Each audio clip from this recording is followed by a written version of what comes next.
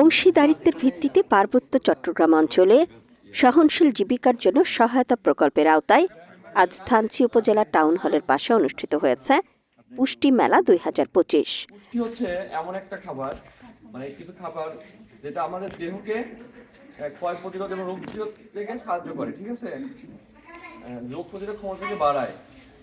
শরীরে যেন আমরা কোনো রোগ যদি ঢুকে সেটাকে প্রতিরোধ করার ক্ষমতাকে বাড়ায়, ঠিক আছে সবাই। তোমরা সবাই বেশি করে পুষ্টিকর খাবার খাবা, তাহলে তোমরা তোমাদের দেহ বৃদ্ধি এবং শরীরে শক্তি, এনার্জি এগুলো সব ভালোভাবে পাবা, ঠিক আছে।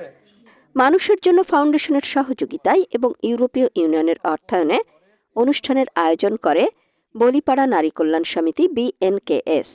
দিনব্যাপী এ মেলায় অংশ নেয় উপজেলার বিভিন্ন গ্রাম ও স্কুল থেকে আগত কোমলমতি শিশু, নারী, পুরুষ ও যুব প্রতিনিধিরা। মেলায় শিশু ও নারীদের পুষ্টি, নিরাপদ খাদ্যাভ্যাস, রোগ প্রতিরোধ ক্ষমতা বৃদ্ধি, মাতৃস্বাস্থ্য, কৃষি ভিত্তিক পুষ্টি উৎপাদন ও পরিবার ভিত্তিক বাগান নিয়ে সচেতনতা সেশন অনুষ্ঠিত হয়। 3টি স্টলে প্রদর্শিত হয় স্থানীয়ভাবে উৎপাদিত পুষ্টিকর খাবার, সবজি, ফল, স্থানীয় কৃষিপণ্য, দুগ্ধজাত খাদ্য এবং পুষ্টি বিষয়ক শিক্ষামূলক উপকরণ। পাশাপাশি বিভিন্ন সংগঠনের উদ্যোগে স্বাস্থ্য পরীক্ষা, পুষ্টি পরামর্শ ও তথ্য সেবা প্রদান করা হয়। স্টল পরিদর্শন ও শুভ উদ্বোধন করেন উপজেলা নির্বাহী কর্মকর্তা ইউএনও মোহাম্মদ আবদুল্লাহ আল ফয়সাল। অন্যান্যদের মধ্যে মহিলা বিষয়ক কর্মকর্তা আয়েশা আক্তার, স্বাস্থ্য কমপ্লেক্সের senior staff nurse Ratul Hasan, press ক্লাবের সভাপতি অনুপম মার্মা, BNKS মাঠ কর্মকর্তা সা অংসিং মার্মা প্রমুখ।